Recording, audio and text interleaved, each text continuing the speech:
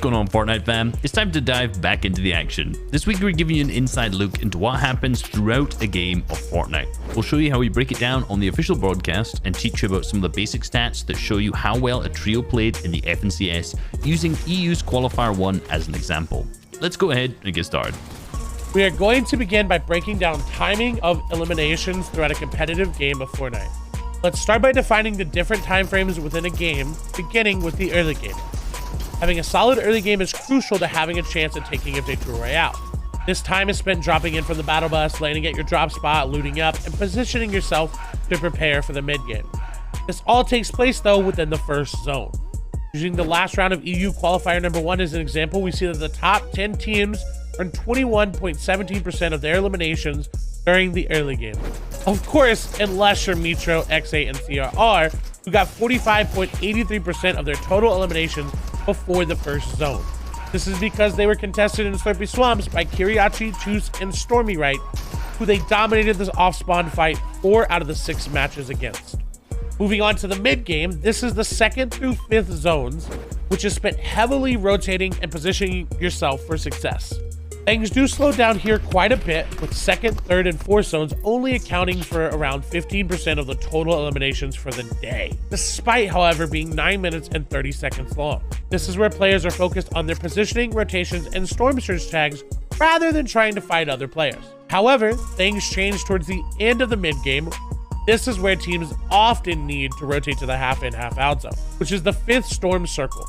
A lot of players are eliminated trying to rotate here. Many of the top teams intentionally look to fight during this time to get their loot refreshed.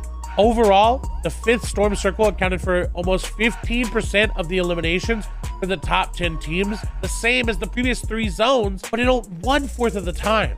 Not all the teams are quiet during this time though, such as Vino, Rezon, and Tayson.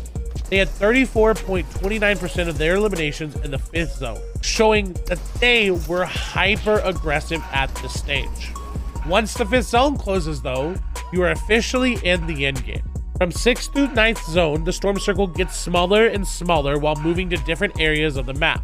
These final zones are focused on controlling layers so that your team can capitalize on racking up as many eliminations and placement points as possible. No surprise though, in-game is also where the chaos, pandemonium, and aggression all meet and where the largest percentage of eliminations go down. And this qualifier, 48.53% of eliminations from the top 10 teams came in the end game, with more eliminations occurring in the later circles.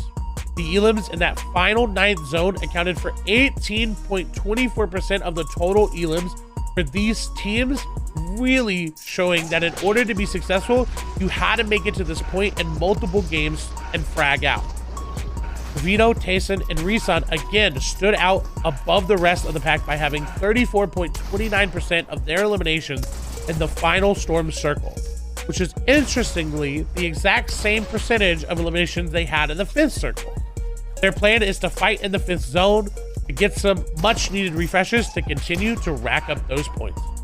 Next up, we wanted to focus on the difference between contested and uncontested drop spots. When you land at your drop spot and someone else lands in the same area, sorry, but this means you're contested. No one around when you land, congratulations, you've got your drop spot uncontested, and you can plan out the next stage of your game while safely looting. Contested drops make it that much more difficult to transition into the mid game. In the EU FNCS Open Qualifier round number 4, all of the top 5 teams found themselves uncontested. Most teams that were contested in 6 of 6 games came 17th to 30th. The main exception to this was Metro, CR, and X8, who placed 9th, a true outlier. This is just another example of the benefit of being uncontested off spawn and why your drop is a huge factor in the success of your overall game. The next stat you may hear us talking about is solo impact. Solo impact is all about the eliminations and the placement points a player gets when their trio mates are eliminated. Again, using the FNCS Qualifier 1 in EU as an example, Guildhen had a solo impact score of 33, where the average across all 99 players was only 8.5. His teammates Champix and Janice had a score of 11 and 6 respectively, so Hen absolutely put in the work this weekend and it showed in their 3rd placement overall. It's pretty common for teams to have one player with a much higher solo impact than the rest, given the different roles in the trio. Aloft Void had a solo impact of 26, the second highest on the day, whereas his teammates Vistroki and Karma had solo impact scores of 13 and 10 respectively. When the game mode is trios, it can be difficult to understand each player's impact given a certain day. The solo impact allows us to understand the teammates who are on fire that day and deserve the praise. Remember, just because one member has a higher solo impact doesn't necessarily mean that they're the carry, it just means that they're doing the role very well. Final stat we're going to introduce is the Fortnite Battle Average, and this is based off the percentage of eliminations each player gets throughout the individual matches. Now, it may not sound like a lot, but if a player gets over 2% of the eliminations in a match or a set of matches, they'll probably be in the top 10 of players for that qualifier. You can see the categories that we've got on screen and how they're categorized for the Fortnite Battle Average.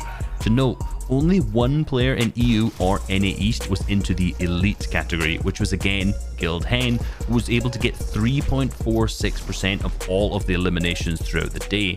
The next highest being Vanish River on the NA East server, who had 2.78%. If you ever hear us on the broadcast talking of a player who has an over 4% Fortnite Battle Average, you know this is truly an exceptional performance. This is going to wrap it out for our topics today.